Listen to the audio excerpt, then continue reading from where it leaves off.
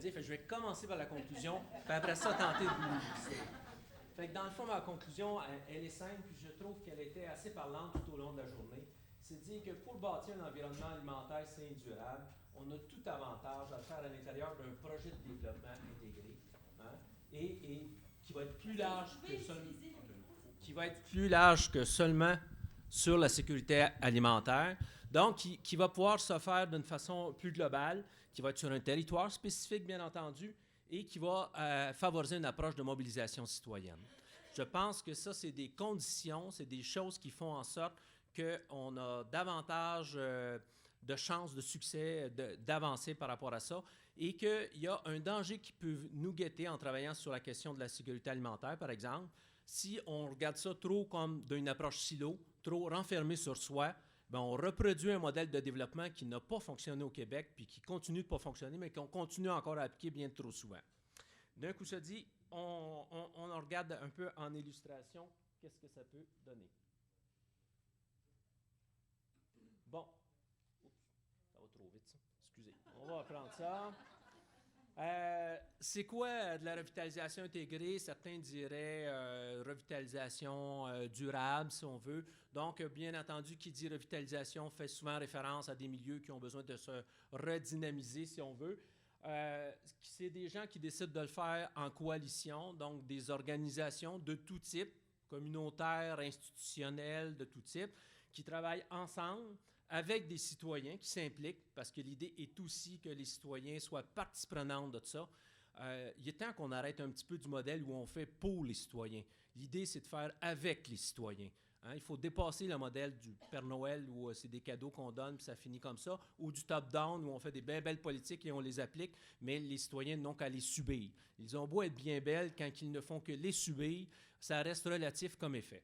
Donc, ça se traduit dans un plan d'action, dans une approche globale et intersectorielle, puis bien entendu, où il y a un espace pour la participation de la population. Ça prend différents noms: revitalisation urbaine intégrée, approche territoriale intégrée, développement des communautés. Selon les milieux, les noms vont varier là-dedans et ils vont être utilisés différemment. L'idée n'est pas de faire une guerre linguistique, mais plutôt de voir qu'est-ce que ça permet de faire. Ça permet de partir puis de rester centré sur les besoins réels. Parce que parfois, vous le savez, on peut partir sur plein d'hypothèses, on peut partir sur plein d'idées, mais il faut rester branché. On le fait pour qui? On le fait pour quoi? Est-ce qu'on le fait pour illustrer des théories? Non. On le fait pour les gens qui vivent, les gens qui consomment, les gens qui produisent. On le fait pour ces gens-là. Donc, il faut s'assurer qu'on reste proche de ça. Ça permet aussi de dépasser le corporatisme et l'approche en silo. J'ai fait référence un petit peu tantôt. C'est plus fort que tous. On a souvent tendance à revenir en disant « c'est nous, et nous, on l'a l'affaire, mais les autres, ils l'ont un petit peu moins. » Mais si nous suivent, c'est parfait. Si nous suivent, il n'y a pas de problème. Ça permet une approche de responsabilisation citoyenne. Il y a actuellement, probablement plus, mais au moins une quarantaine de projets qui se nomment, qui se reconnaissent comme ça et qui font ce travail-là à travers le Québec. Et il y a un réseau aussi provincial. Des exemples concrets de tout ça. Par exemple, le projet de Trois-Rivières, que je vais vous parler parce qu'il y a un de ceux que je connais bien, mais j'en connais aussi beaucoup d'autres.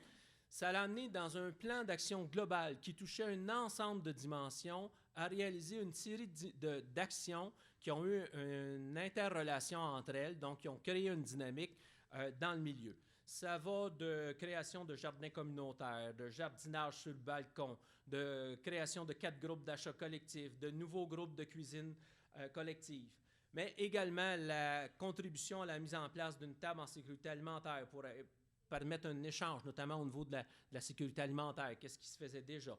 Ça permet un projet de transport solidaire. C'est évoqué aujourd'hui dans l'action. La question du transport est quelque chose qu'il faut tenir compte dans la question de l'alimentation. Donc, de pouvoir réfléchir, puis de pouvoir aussi offrir des moyens de transport aux gens qui n'en ont pas les moyens. Donc, ça permet ça. Ça permet la mise en place d'un café-buanderie, mais d'un café-buanderie qui est la photo que vous avez, avec une terrasse aux fines herbes, avec un endroit où les gens vont chercher leur panier de légumes de l'agriculture soutenue par la communauté, avec un endroit où c'est qu'on regarde aussi, puis on forme les gens, puis on donne de la formation sur comment cuisiner à faible coût des produits santé. Ça permet aussi, et ça c'est un projet qui est plus en cours, qui va s'amorcer, la mise en place d'un marché public de quartier. Globalement, on dit c'est quoi, puis ces projets de développement-là, puis qu'est-ce que ça permet, puis il y a ceux-là, puis il y en a d'autres peut-être dans vos territoires, vous en connaissez. Ça permet premièrement de mobiliser un ensemble de partenaires dont certains ne seraient pas à prime abord mobilisés sur la question de l'alimentation. Mais parce qu'ils sont mobilisés sur un projet de développement de leur milieu, de leur quartier, de leur communauté, bien, ils vont aussi s'intéresser et s'ouvrir à ça. Ça permet également d'impliquer concrètement les citoyens. Ici, c'est indiqué comme consommateur, mais aussi comme producteur. Hein? On a vu produire en ville et tout ça, donc à tous les niveaux. Ça permet de faire des liens entre l'environnement alimentaire et les autres dimensions du développement, ce qui me semble fondamental si on veut progresser. Donc, une même dynamique de développement des communautés, faire de la revitalisation intégrée, développer un environnement alimentaire sain et durable, ça va de pair, ça va ensemble. Les connexions, ils ne se font pas toujours automatiquement, il faut les travailler, mais ça va nécessairement ensemble et ça permet d'avancer et de construire de quoi durable. Donc, je vais terminer juste en disant un mot quand même. Je suis quand même conseiller municipal depuis un an, fait que là, il faut que j'utilise un petit peu ça ou ce que ça amène comme réflexion. Je pense qu'on a vu aujourd'hui le rôle que peuvent jouer les municipalités, puis c'est intéressant, puis je vous dis, entre autres, un des résultats concrets déjà de la journée. Moi, je repars avec l'idée de vendre à mes collègues et aux partenaires du milieu l'idée qu'on se donne une politique alimentaire à Trois-Rivières. Ça, c'est déjà un résultat concret que vous pouvez compter dans la journée du milieu.